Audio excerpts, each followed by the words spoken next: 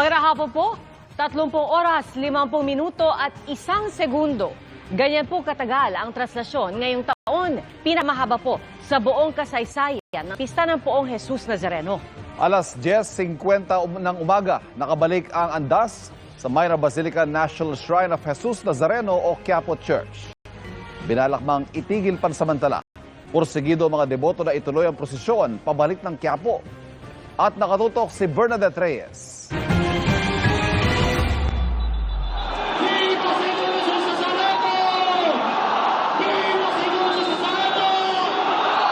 Inaabangan ng ganitong tagpo tuwing traslasyon ang masayang pagsalubong sa andas ng Poong Jesus Nazareno na nagbabalik sa Minor Basilica National Shrine of Jesus Nazareno o Quiapo Church. Sa traslasyon ngayong taon, dumating sa simbahan ng andas, ganap ng alas 10:50 ng umaga ng Sabado. Sa kabuuan, 30 oras, 50 minuto at 1 segundo tumagal ang traslasyon 2026 na pinakamahabang traslasyon sa kasaysayan. Lagpas-lagpas sa 15 oras na target ng pamunuan ng traslasyon. Alas 4 ng madaling araw ng Biyernes, nagsimulang umusad ang andas mula sa Quirino Grandstand, pinakamaaga sa nakalipas na 20 taon. Dire-diretso lang ang andar nito hanggang bandang alas 3 ng hapon, humantong ito ng Arlegui. Pero usad pagong ito at halos na corner na sa gitna ng dagat na mga namamanata. Walang patid ang buhos ng mga debotong nais makalapit sa poon. Panay rin ang buhos ng tubig ng mga nakatira sa gusaling nasa landas ng andas. Ang bawat patak ng tubig, hatid ay tila saglit na ginhawa sa mga debotong nagtitiis sa matinding init dahil sa matindi ring pagkakaipit. Mula sa maliwanag pang alas 3 ng hapon, naglagi sa Arlegui ang andas at inabutan na ng dapit hapon. At sa gitna ng hindi pa rin mabawasang bilang ng mga deboto, pasado alas 8 ng gabi na nakaalis ng Arlegui ang andas patungong Fraternal.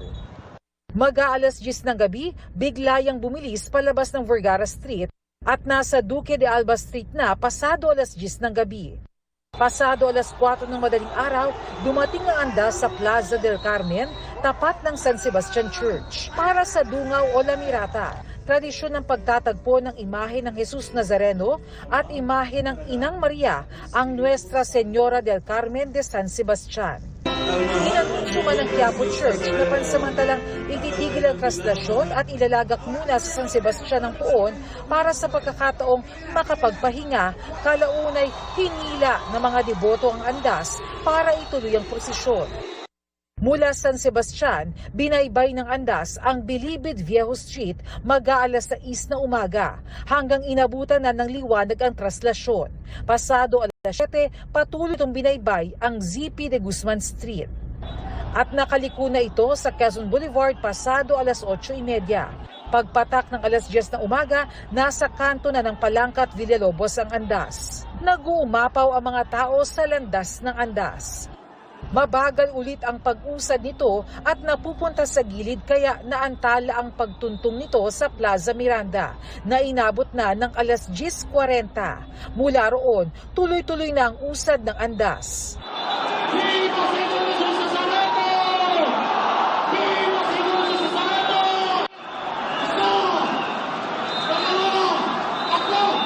Hanggang tuluyang nakabalik sa Quiapo Church sa ganap na alas 10:50 ng umaga.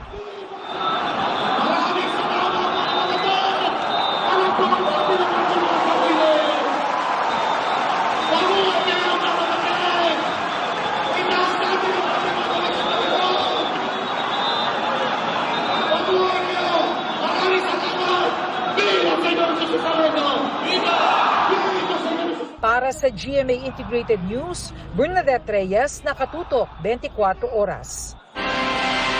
Sa ika-24 na oras ng traslasyon o pasado alas 4 ng madaling araw, naganap ang tradisyon ng Dungaw sa San Sebastian Church. Doon po nagdesisyon ang pamunuan ng Quiapo Church na ihinto muna ang prosesyon para makapagpahinga ang mga tao. Bagay na hindi sinunod ng mga deboto. Balikan po yan sa pagtutok ni Bea Pinlac. Inabutan na ng pagod antok at ambon ng libo-libong debotong naghintay sa Plaza del Carmen sa Maynila para salubungin ang imahe ng Poong Jesus Nazareno.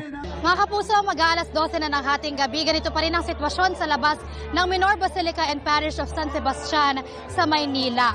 Napakarami pa rin pong deboto ang naghihintay dito at nag-aabang para masaksihan ang tradisyonal na dungaw. Palakpakan po natin ang ating hari! Nang palapit na ang andas sa San Sebastian, ang mga deboto muling nabuhayan. Viva! Viva! Viva! Pasado alas 4 ng madaling araw ng Sabado, idinaos ang lamirata o dungaw ng imahe ng Nuestra Señora del Carmen de San Sebastian sa pagdaan ng anak na si Jesus Nazareno.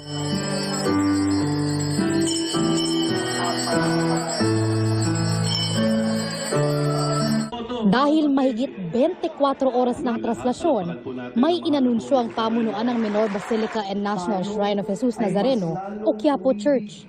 Nais ko pong hingin ang inyong pangunawa na nais po natin na ang mahal na Poong Jesus Nazareno na manatiling una sa piling ng kanyang ina. Amen! Nasaksihan niyo po ang isang kasaysayan na hindi pa nasasaksihan ng ilang siglo. Ngayon lamang ito, pinasampung taon, makikita natin ang patuloy ng anak sa kanyang nanay. Tinitiyak ko po kayo sa lalong madaling panahon, makakauwi ang ating mahal na Poong Jesus Nazareno sa kanyang tahanan. Ayon sa pamunuan ng Quiapo Church, desisyon ng iba't ibang ahensya sa Nazareno 2026 na pansamantalang itigil ang prosesyon para sana magpahinga. It's been 24 hours already and medyo nadideplete na rin, nahihirapan na rin po to cope up physically. Their hearts are there, their spirits are there. But of course, the flesh, may limitations yan. We came up to the best option. This is a very spiritual activity. But we don't disregard the physical welfare of people. Makabuluhan din daw sanang magtagpo ang dalawang imahe sa ika-10 taon ng pagdaraos ng dungaw. Mahal na hari, doon muna po kayo sa inyong ina na aming ina. Dahan-dahan ang dinala ng agos ng mga deboto ang andas papalapit ng simbahan. Inihanda na ang imahe ng Birheng Maria sa pagsalubong sa imahe ng Nazareno. Pero biglang hinatak ng mga deboto ang andas palayo at patungo sa orihinal na ruta. Bagay na ikinadismaya ng pamunuan ng Quiapo Church. Talagang malakas ang agos at puwersa ng mga mamamasan at deboto. Dahil nakita na namin na talagang tumagilid na yung andas. Tila hindi raw kasi naintindihan ng mga deboto ang direktiba ng Quiapo Church, kaya nila ito sinuway. Maaring yung pagkakaunawa ng mga mamamasan ay hindi na ito ibabalik sa Quiapo. Kaya nagkaroon ng masidhing pagnanais sila na agawin yung dapat na ruta. Pero maliwanag yung panawagan ng pura, pansamantala lang naman yon. In order to recover, in order to retreat for a while. Para sa GMA Integrated News, Bea Pinlac, nakatutok 24 oras. Sa ibang balita, 4 nang nasawi sa pagguho sa isang landfill sa Cebu City. Mahigit 30 pa rin ang pinaghahanap. Ang ilang kaanak nila nais ng pabilisin ng search and rescue operation. Mula sa Cebu City, nakatutok live si Alan Domingo ng GMA Regional TV. Alan. Yes, Ivan, 3 araw mula na mangyari ang landslide sa isang pribadong landfill dito sa Cebu City, nanawagan ang magkaanak ng mga taong nasa loob pa rin sa gumuhong istruktura na mapadali ang rescue operation. Dahil sa malakas na buhos ng ulan, itinigil muna kaninang tanghali ang search and rescue operation sa gumuhong landfill sa Barangay Binaliw, Cebu City. Ito'y upang masiguro ang kaligtasan ng mga naghahanap pa sa mahigit 30 trabahador na natabunan ng gabundok na basura. Pero para sa mga pamilya ng mga biktima, mahalaga ang bawat segundo, kaya nanawagan silang ituloy at gawing puspusan ang search and rescue operation. Si Mercy Lopez, 2 pamangkin ang natabunan. Ang babaeng pamangkin niya, wala ng buhay nang ma-retrieve. Hinahanap naman ang kanyang lalaking pamangkin. Justisya gud aning nga intaw nga kalas. Perting daghana na pa intaw na buntis diri. Nanimpad pa ni nga buhi pa iyang bana. Umaasa rin si Emilinia Tamosa na mahukay agad ang pamangkin niyang 2 buwang buntis. Ang gusto na ko namo nga mahitabo nga maugkat na unta na sila kay mag 3 days na gud sila diha nga wala ginaugkatan, magsugil lang sila balik-balik diha og li balik-balik og lakaw-lakaw. Nya ingon sila nga mag-request sila og green, hantud karon wa pa man maabot ang green. Sa datos ng Cebu City LGU, 4 ang naitalang nasawi. 12 ang dinala sa ospital at mahigit 30 pa ang hinahanap. Ayon kay Cebu City Mayor Nestor Archival, ikinukonsidera sa ginagawang search and rescue operation ang presensya ng methane gas, ang patuloy na paggalaw ng basura at ang posibilidad na gumalaw ang magkumpol ng bumagsak na bakal sa mga naipit.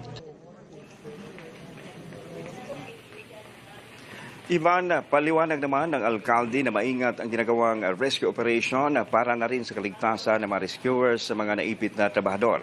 Samantala, Ivan, binisita ni Vice President Sara Duterte ang mga sugatang biktima na nakakonfine sa isang ospital dito sa Cebu City.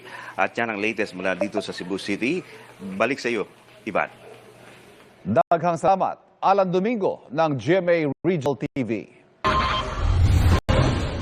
Susuro! 12 sasakyan nagkarambola sa Cannon Road.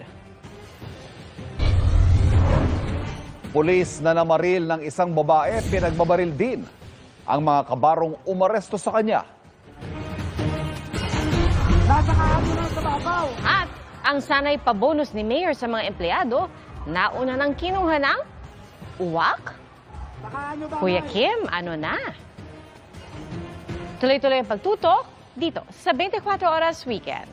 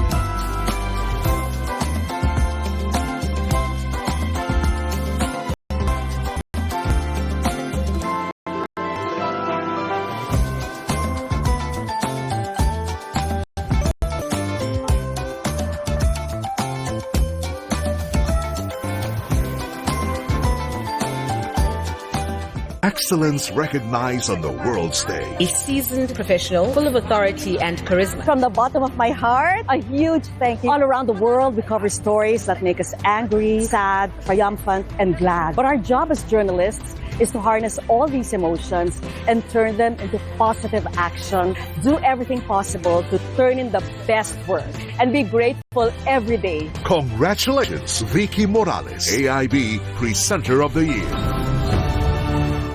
Kami ang Team Totoo. Maaasahan niyo kami sa laban kontra fake news dahil ito ay malaking banta sa demokrasya at mabuting pamamahala. Naniniwala kami na ang responsableng pagbabalita ang pinakamalakas na sandata laban sa fake news. Naninindigan kami na walang lugar sa ating lipunan ang maling impormasyong nagpapanggap na totoong balita. Naniniwala kaming dapat tigilan ang mapaninlang na impormasyon na layong lokohin ang taong bayan. Ang aming panata, labanan ng fake news sa abot ng aming makakaya. Ang aming panata, Bantayan ang mga magtatangka na magpakalat ng maling impormasyon. Panata naming tumupad Sa pinakamataas na pamantayan sa aming pag-uulat. Panata naming tiyakin na sinuri at mapagkakatiwalaan ng impormasyon bago ito balita. Panata naming gawin ang lahat Para di malusutan ng fake news.